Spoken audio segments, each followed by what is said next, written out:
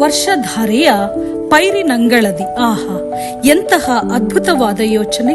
ವಿದ್ಯಾರ್ಥಿಗಳಲ್ಲಿ ಪಾರಂಪರಿಕ ಅರಿವನ್ನ ಮೂಡಿಸಬೇಕು.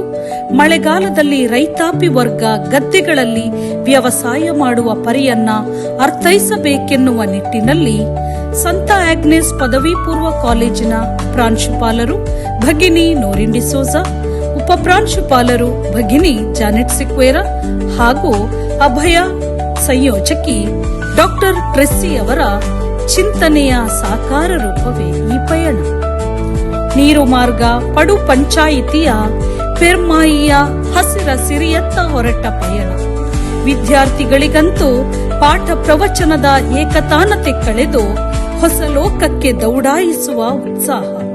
ಕೊನೆಗೂ ಗಮ್ಯ ಸ್ಥಾನ ತಲುಪಿದಾಗ ಅದೇನೋ ತಾಧ್ಯಾತ್ಮ ಭಾವ. ಪ್ರಾಥಮಿಕ ಶಿಕ್ಷಕಿಯಾಗಿ ವಿಶ್ರಾಂತ ಜೀವನ ನಡೆಸುತ್ತಿರುವ ಲಿತೀಶಿಯಾ ಸಿಕ್ವೇರರವರು ಪ್ರವೃತ್ತಿಯಲ್ಲಿ ಓರ್ವ ಕೃಷಿಕರಾಗಿದ್ದು, ಜೀವನ ಮೌಲ್ಯ ಹಾಗೂ ಆರೋಗ್ಯಪೂರ್ಣ ಪಥ್ಯದ ಕುರಿತಾಗಿ ವಿದ್ಯಾರ್ಥಿಗಳಿಗೆ ಮಾಹಿತಿ ನೀಡಿದ ಇವರ ಅನುಭವದ ರಸದೂಟದ ಮಾತುಗಳಿಗೆ ತಲೆದೂಗಲೇಬೇಕು. ಫಿಲೋಮಿನಾ ಕಾಲೇಜಿನ ವಿಶ್ರಾಂತ ಪ್ರಾಧ್ಯಾಪಕರಾದ ಶ್ರೀ ಜಾನ್ ಸಿಕ್ವೇರರವರ ಆಳವಾದ ಕೃಷಿ ಜ್ಞಾನದೊಂದಿಗೆ ವರ್ಷಧಾರೆಯ ಪೈರಿನಂಗಳದ ಕಣಕ್ಕೆ ಇಳಿದ ವಿದ್ಯಾರ್ಥಿಗಳಲ್ಲಿ ಏನೋ ಸಾಧನೆ ಮಾಡಿದ ಸಾರ್ಥಕ್ಯ ಭಾವ.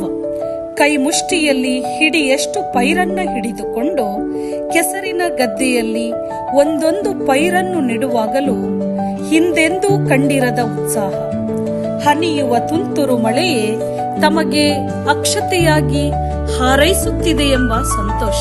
ಹೀಗೆ ಜೊತೆಯಾಗಿ ನಿಂತ ಉಪನ್ಯಾಸಕರೂ ಇಲ್ಲಿ ಉತ್ಸಾಹದ ಚಿಲುಮೆ. ತುಳುನಾಡಿನ ನೇಜಿ ನೆಡುವ ಸಂಭ್ರಮ, ತಮ್ಮದೇ ಶೈಲಿಯಲ್ಲಿ ಪಾಡ್ತನ ಹಾಡುವ ಸೊಗಸು.